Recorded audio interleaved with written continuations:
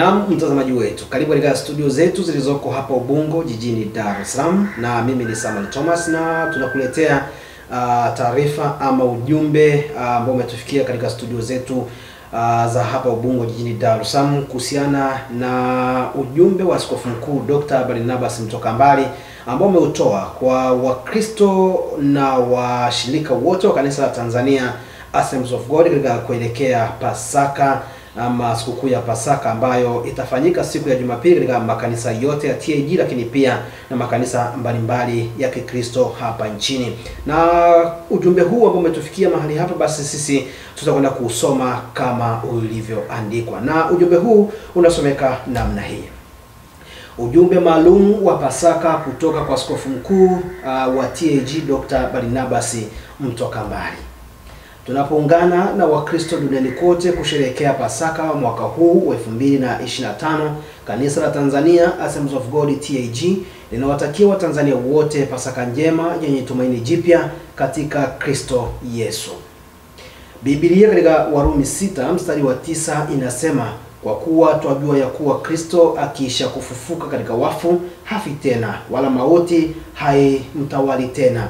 Pasaka inatukumbusha ushindi wa Kristo juu ya mauti na nguvu zote za giza, na kutufundisha kwamba hata katika hali zinazotukatisha tamaa bado tumaini lipo katika yeye aliyeshinda mauti.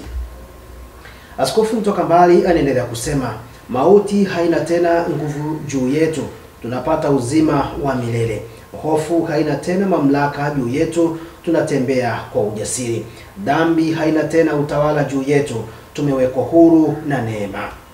Tunapata hamasa kubwa kutoka katika maisha ya watu kama Petro, ambaye licha ya kumkana Kristo mara 3 bado alipewa nafasi ya pili kupitia nguvu za ufufuo. Hii ni ishara kuwa hakuna hali ngumu sana au kosa kubwa mno ambalo neema ya Mungu kupitia ufufuo wa Kristo Yesu haliwezi kushinda. Ni ujumbe huu wa Askofu Mkuu Dr. Barnabas Mtokambali kwa kanisa la TAG, lakini na kwa Wakristo wote nchini Tanzania. Na anaendelea kusema, tunawahimiza waumini na Watanzania wote kutumia kipindi hiki cha Pasaka kutafakari, kusameheana, kujenga maisha yenye tumaini jipya.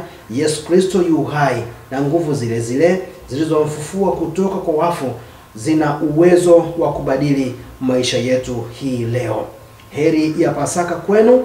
Ni Askofu na Mchungaji Dr. Barnabas Mtokambali, Askofu Mkuu wa kanisa la Tanzania Assemblies of God. Huu ni ujumbe wa Askofu Mkuu Dr. Barnabas Mtokambali ambao ameutoa kwa Wakristo wote, lakini pia na kwa washirika wa kanisa la Tanzania Assemblies of God, akiwatakia Pasaka njema ambayo itaadhimishwa siku ya Jumapili.